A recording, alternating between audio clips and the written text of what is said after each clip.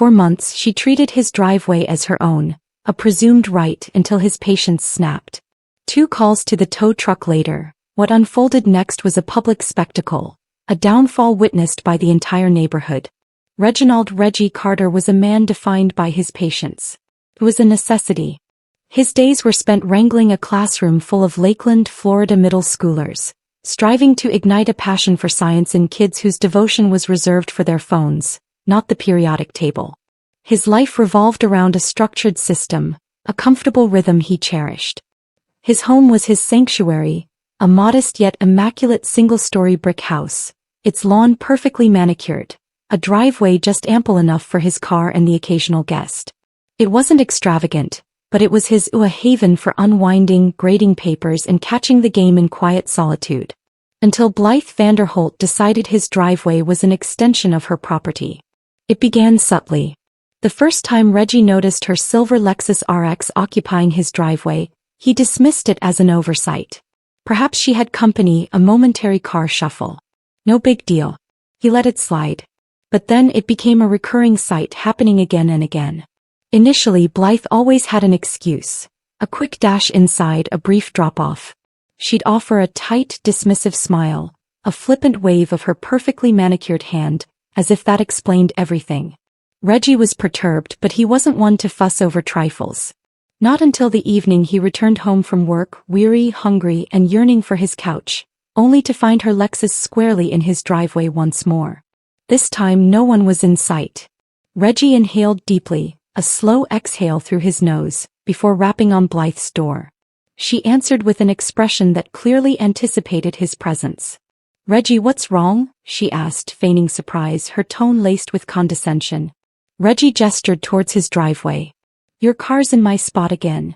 Blythe blinked as if the notion were entirely novel. "Oh, I was just, well, you know. I had a delivery and the driver needed space to back out." She offered that same smile, expecting the explanation to close the discussion. "You don't mind, do you?" "I do actually," Reggie stated, his voice calm. "I need you to stop parking in my driveway." Blythe sighed dramatically. "Well, I live right next door, Reggie. It's not like I'm parking on some stranger's property. You're parking on mine." Blythe scoffed, rolling her eyes. "Are you really that bothered by a car sitting there for a few minutes?" "It's not a few minutes. It keeps happening," Reggie insisted, crossing his arms. "And I need it to stop." She let out a sharp, derisive laugh. All right, no need to get all worked up. I'll move it." She did that time. But it was far from over. Over the subsequent weeks, the pattern persisted. Reggie would arrive home to discover her car precisely where it shouldn't be. If he left a note, it vanished. If he knocked on her door, she was suddenly absent. One evening, after an arduous day at school, Reggie pulled up to not only her car in his driveway, but a sleek, black BMW that was undeniably not his. Enough was truly enough. Reggie parked on the street, pulled out his phone and snapped a picture. Then he pounded on Blythe's door, harder this time. She opened it with a complete lack of urgency, her face a mask of mild annoyance.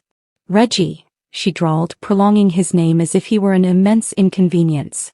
"Whose car is that?" he demanded, pointing towards his driveway. "Oh, that's my friend's," she said airily. "We were having a little get-together and well, you weren't home. Thought it wouldn't matter." "It does matter," Reggie said, his patience wearing thin. "This isn't a parking lot, Blythe. This is my home." She folded her arms, tilting her head as if he were the unreasonable one. "Well, you should have said something earlier. I would have moved it." Reggie clenched his jaw, inhaling slowly. "I'm saying something right now. Move the car." Blythe rolled her eyes but finally stepped inside to call her friend. Reggie waited. 10 minutes. 15. At 20 minutes he was finished waiting. He walked back to his house, settled onto his couch and began searching for the local towing company's number. But this was merely the prelude. Reggie wasn't one to incite conflict. He lived his life with quiet dignity, minded his own business and extended the benefit of the doubt. But Blythe Vanderholt had definitively crossed the line. The next morning he left for work early but not before contacting the HOA. He didn't harbor high expectations. HOAs were infamous for siding with those wielding the most influence, and Blythe? She was practically board royalty. Still, he decided it was worth a shot. The response was precisely what he anticipated. Sir, unless there is physical damage to your property, we really don't get involved in neighbor disputes, the bored-sounding woman on the other end droned. Have you tried speaking with her? Reggie sighed. That's all I've been doing. Well, we can send a courtesy email, but that's about it. A courtesy email. Yes, that would surely teach her. But Reggie wasn't about to expend energy arguing. He thanked the woman and hung up. If the HOA wouldn't act, he'd handle it himself. He left one final note on Blythe's windshield that morning in large, bold letters. Do not park here again. Yet when he returned home that evening, the note was gone. Her Lexus RX was not only in his driveway again, but angled provocatively, as if she reveled in her defiance. Reggie pulled his car onto the street, gazing at the scene in disbelief. She wasn't even attempting subtlety anymore. Fuming, he stalked to her door and pounded. It took a full minute before she finally answered, wine glass in hand, looking as though he'd interrupted a serene evening. Reggie, she said, drawing out his name like he was an inconvenience to her night. I need you to move your car. She took a slow sip of wine before replying. Oh yeah, about that. I meant to text you, but I figured you wouldn't mind since you always park on the street anyway. Reggie's fingers flexed at his sides. He forced himself to remain calm. I do mind. This is my property, Blythe. She let out a sharp laugh, shaking her head as if he were being utterly unreasonable. Reggie, seriously? You're getting bent out of shape over a driveway. He took a step closer. No, I'm getting bent out of shape because I've told you over and over to stop doing this and you keep ignoring me. Blythe rolled her eyes, swirling the wine in her glass. All right, fine, I'll move it. Reggie exhaled, willing himself to release the frustration. He turned to head back to his house and then Blythe muttered something under her breath. Not loud enough for him to catch every word, but just enough to discern the derisive tone. He turned back. What did you just say? She gave him an innocent look. Nothing. No, you said something. Blythe smirked. I just don't get why some people are so uptight about the smallest things. There was that smug, passive-aggressive entitlement that sent his blood boiling. Reggie said nothing else. He simply walked back to his house, pulled out his phone and saved the towing company's number. That night, as he sat on his couch grading papers, his mind replayed the conversation. The dismissiveness, the arrogance, the sheer audacity. She wasn't going to cease and Reggie was done with playing nice. But Blythe had no inkling of what was coming. The next time Blythe parked in his driveway, Reggie didn't knock. He didn't leave a note. He didn't call. He called the tow truck instead. It was a Friday evening and he had just arrived home after a long week at school. He was utterly exhausted, but the sight of her Lexus RX occupying his driveway as if by right, that ignited a second wind within him. This time he didn't hesitate. He parked his own car down the street, dialed the towing company and issued one simple instruction: I need this car gone. The tow truck arrived in under 20 minutes. It was almost poetic in its swiftness. The driver exited, assessed the situation and simply nodded. She's parked in your driveway?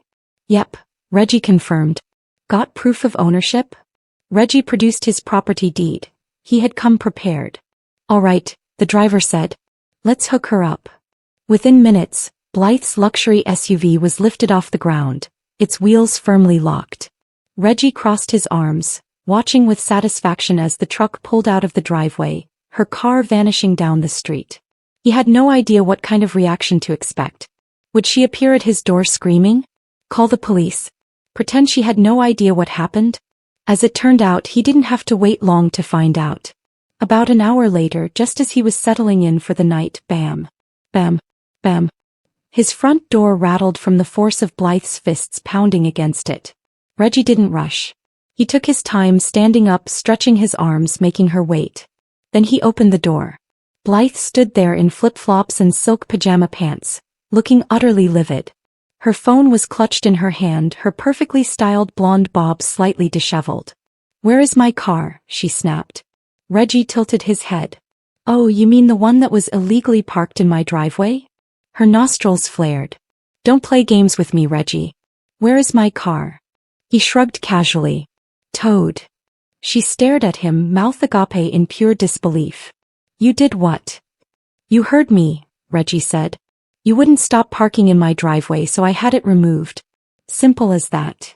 Blythe let out a sharp, hysterical laugh. Oh, you are going to pay for this. Do you know who I am? I'm on the HO board. I have connections, Reggie. He gave her a slow blink. Good for you. Your car's at Sunshine towing off Orange Blossom Trail. Have a good night. And with that he shut the door. But Blythe wasn't finished. She stood outside his house for a full 10 minutes, ranting and raving, oscillating between outrage and thinly veiled threats.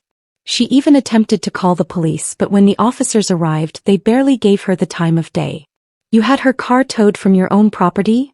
The officer asked Reggie. Yep, he confirmed, handing over his deed. The officer glanced at the document, then turned back to Blythe. Ma'am, he's within his rights. If you want your car back, you'll need to pay the impound fee. The way Blythe's face turned crimson, Reggie would have gladly paid good money to capture that moment. But something told him this wasn't the end. And he was right. Reggie had assumed that after her car was towed, Blythe would finally grasp the message. He didn't. If anything, she intensified her efforts. It began with subtle, passive-aggressive jabs that were more irritating than genuinely harmful. First, she left a note on his door, scrawled in bright red marker as if intending some legal declaration. This is a community. We should all be more considerate of our neighbors. Reggie tossed it directly into the trash. Then came the HOA complaints. A letter arrived in his mailbox a few days later, alleging his front porch plants violated community aesthetics. Reggie guffawed aloud. The same potted ferns that had graced his porch for the past 2 years were suddenly problematic. Then another letter. His garbage bins were left out too long. And another. His mailbox paint was fading. By the fourth letter, Reggie wasn't even angry. He was impressed. She was truly committing to this. But the worst part? She started calling security on him. One evening, Reggie was watering his lawn when a white security SUV pulled up, lights flashing. A tall, middle-aged officer stepped out, adjusting his belt as if on a crucial mission. You live here, sir? He inquired. Reggie frowned. Yeah, why? The officer cleared his throat. We received a call about some, suspicious activity. Reggie let out a slow breath. Suspicious. That word again. He turned his head and sure enough, there she was. Blythe Vanderholt standing on her porch, arms crossed, feigning obliviousness. Reggie gave the officer a dry look. So, watering my lawn is suspicious now? The officer had the decency to look uncomfortable. Look, sir, Reggie cut him off. I already know who called. Tell her to find a new hobby. The officer sighed, nodded, and walked back to his car. And Blythe? He smiled as if victorious. Reggie wasn't tolerating it. He marched directly to her porch. Blythe. She blinked, feigning innocence. Oh, everything okay, Reggie? I saw security here. Hope nothing serious happened. He folded his arms. You know damn well why they were here. Blythe gasped. Reggie, no need to be rude. I was just concerned. We have a duty to watch out for our neighborhood, don't we? He stared at her. She craved a reaction. She wanted him to lose his temper, to provide her with ammunition. So he did the one thing she didn't anticipate. He smirked. Calm, controlled, amused. I'm done playing games, Blythe. His voice was low, steady. I gave you more chances than you deserved, but you keep pushing. So, let's see what happens when I push back. For the first time she looked uncertain. And she should have been. Because the next time she parked in his driveway, Reggie wasn't just going to tow her car. He was going to ensure it stung. And Blythe had no idea what was coming. Reggie didn't have to wait long. Just 1 week later, on a Saturday afternoon, he pulled onto his street, whistling to himself after a satisfying morning at the gym, only to see Blythe's Lexus RX parked squarely in his driveway again. Not only that, it was blocking his garage. It was audacious, utterly disrespectful, and this time his entire family was en route for a cookout. Reggie sat in his car for a moment, simply staring. Then he put it in park, stepped out, and made one call. Hey, this is Reggie Carter, he said, his voice calm. I need a car towed. Same location as last time. The dispatcher chuckled. Let me guess, same car too? You got it. We'll be there in 15. Reggie smiled. This time Blythe was going to learn. He retrieved his folding chairs from the trunk and settled onto his porch, arms crossed, waiting. Minutes later, the tow truck rolled up. Fast, efficient. These guys weren't messing around. The driver stepped out, adjusting his gloves. "We doing this again?" "Looks like it," Reggie said, gesturing to the car. The guy shook his head, smirking. "Some people never learn." With zero hesitation, the driver hooked up Blythe's Lexus and began lifting it onto the truck. That's when she came storming out. "Stop. What are you doing?" Blythe shrieked as if she'd just caught someone robbing her house. Reggie leaned back in his chair, sipping from his water bottle, acting as if he had all the time in the world. The tow driver didn't even glance at her. He was already strapping the wheels down. Blythe marched up to Reggie, eyes blazing. "You called the tow truck again?" He arched an eyebrow. "You parked in my driveway again." Her hands balled into fists. "I have guests over. There was no street parking." Reggie tilted his head. "Not my problem." She let out a frustrated growl. "You're being petty, Reggie. I told you I would have moved it." He sighed, casual, relaxed. "See, here's the thing, Blythe. You've told me that before, and yet here we are." Her face turned a shade of red that bordered on a medical emergency. "You don't understand what you're doing," she hissed. "I have connections. I can make things very difficult for you." Reggie laughed. Actually laughed. "Oh, Blythe," he said, shaking his head. "I don't think you understand what's happening here." He gestured towards the tow truck. "Your car. It's already gone." She whirled around, and sure enough, the Lexus was halfway down the street. She let out a piercing shriek. "You're going to regret this," she snapped. Reggie stood up slowly, dusting off his jeans. "No, Blythe. You are." She stood there, seething as he turned and walked inside, just as his family started arriving. And as they greeted him at the door, laughing, hugging, catching up, Blythe stood on her porch, alone. But she wasn't done yet, and Reggie knew it. The second tow should have been the end of it. But Blythe? She wasn't one to concede defeat quietly.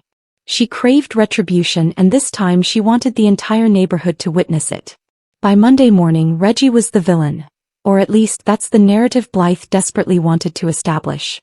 The HOA board, her loyal circle of friends, disseminated a community-wide email addressing recent neighborly disputes that had escalated unnecessarily. The phrasing was meticulously crafted, passive-aggressive yet vague, subtly painting Reggie as the instigator. Then the flyers began to appear. Yes, flyers, printed, laminated, and affixed to every mailbox on the street. Is this the kind of community we want? Do we tow our neighbors instead of talking to them? It was ludicrous. Reggie yanked one off his own mailbox and shook his head. She was truly putting forth all this effort over a driveway. But the most gratifying part? Nobody was falling for it. Blythe had overplayed her hand one too many times. The morning after her latest stunt, Reggie's phone buzzed with messages. Neighbors, parents from the school, even a few HM members who weren't in Blythe's pocket. "Hey man, saw the flyer. What the hell is wrong with her? We all know she's a nightmare. She tried to fine me $200 last year for a wind chime. If she parks in your driveway again, I'll split the tow fee with you." Reggie chuckled at that last one. The best part was he didn't even need to defend himself. People had endured her antics for years. The unwarranted complaints, the arbitrary fines, the blatant power trips. And now that she was publicly humiliating herself, they were turning against her. Then came the HOA meeting. Normally, Reggie wouldn't bother attending, but this time he had a front row seat. He walked in, arms crossed, and took a seat directly across from Blythe. She refused to meet his gaze. The meeting commenced with the usual tedious agenda. Budget discussions, landscaping updates, a reminder about trash bin placement. Then one of the board members cleared his throat. "We need to address a complaint that's been filed regarding misuse of private property." Reggie leaned back, anticipating. Blythe straightened up. He was ready to play the victim. But the board member continued. "The complaint is against Blythe Vanderholt." Reggie didn't even attempt to conceal his grin. Blythe's head snapped toward the board. "Excuse me." A few members shifted uncomfortably. One of them, a woman in her 60s, sighed. "Blythe, we've had multiple reports of you harassing residents and using HOA resources for personal grievances." Blythe's jaw dropped. "That's ridiculous. I'm the one being harassed." But the board member kept reading. "We've reviewed several complaints, including misuse of security calls, unauthorized HOA communications, and retaliatory actions against residents." Blythe turned to the board, eyes wide. You're taking his side? The woman shook her head. We're taking the side of the community. Blythe opened her mouth but no words came out. She looked around the room searching for support but found none. She wasn't in control anymore and for the first time she truly understood it. But Reggie wasn't done watching her fall. Blythe was losing control and she knew it. For years she had reigned over the neighborhood like a self-appointed monarch, manipulating the HOA to bend the rules to her will. But now her influence was slipping through her fingers, and she was desperate to cling to anything to regain it. That's when she committed her final blunder. 2 days after the HOA meeting, Reggie was pulling into his driveway when he noticed something peculiar. His trash cans were missing. Not overturned, not merely moved to the side. Gone. He stepped out of his car, scanning the street, and then he saw them, behind Blythe's house, neatly stacked as if she had purposefully taken them. Reggie burst out laughing. This woman had attempted emails, flyers, security calls, and HOA fines, and now she had stooped to stealing trash cans. It was pathetic. But Reggie wasn't going to let it slide. He pulled out his phone, snapped a few clear photos, then calmly walked up to her front door. Knock knock. No answer. Reggie knocked again, harder. After a long pause, the door cracked open and there she was. Blythe looked different. No smug expression, no fake smile, just tired as if she already knew she had lost. Reggie held up his phone. You want to tell me why my trash cans are in your backyard? She crossed her arms. I don't know what you're talking about. Reggie let out a low chuckle. Blythe, I have pictures. Let's not do this. She stared at him, silent. You've lost, he said simply. You can't find me. You can't call security. The HOA isn't backing you. And now you're out here stealing trash cans like a crazy person. Blythe's eyes flashed with a sharp emotion but she didn't speak. Reggie took a step closer, calm, steady, unbothered. You've spent months trying to make my life hell but now, he gestured to her quiet, dark house, seems like you're the one who's miserable. She swallowed hard, her lips pressing together. Then without another word she shut the door. Reggie smiled. That was the smartest thing she'd done all year. But there was still one last piece of justice to be served. The next morning, Reggie filed an official complaint with the HOA, this time against Blythe. The evidence was overwhelming. Harassment reports from multiple neighbors, false security calls, unauthorized HOA communications, and now theft. By the end of the week, the board had no choice but to take action. Blythe Vanderholt was removed from the HOA board. Her power was gone, her control was over. And the best part? She never parked in Reggie's driveway again. Because some people only learn when everything is stripped away. Blythe never spoke to Reggie again, not a single word. No glares, no smug little smirks, no passive-aggressive complaints about his plants or his trash cans. She avoided him completely, and honestly that was the best outcome he could have hoped for. For the first time in months, Reggie could pull into his driveway without hesitation. No cars blocking his way, no notes left on his door, no ridiculous HO fines. Just peace. But the neighborhood wasn't done talking. Blythe's downfall had become local legend. The woman who once ruled over the HOA with an iron fist had been expelled from her own dominion. People who had never spoken up before suddenly found their voices. She fined me $75 for leaving my bike on my porch once. She called security on my nephew because he was wearing a hoodie. I've lived here for 10 years and I've never seen her actually help anyone. Reggie realized something. She had been a problem long before she targeted him. He just happened to be the first one who fought back. And when he did, the whole community followed. But karma wasn't finished with Blythe yet. A few months later, a for sale sign appeared in her yard. He was moving. Some said it was due to embarrassment. Others whispered that she had too many enemies now to feel comfortable staying. Reggie didn't care why. When the moving trucks finally pulled away, he stepped onto his porch, took a deep breath, and let it all sink in. The battle was over and he had won. The lesson? Some people believe they can walk all over others indefinitely. They think they can get away with being selfish, manipulative, and downright cruel because no one has ever held them accountable.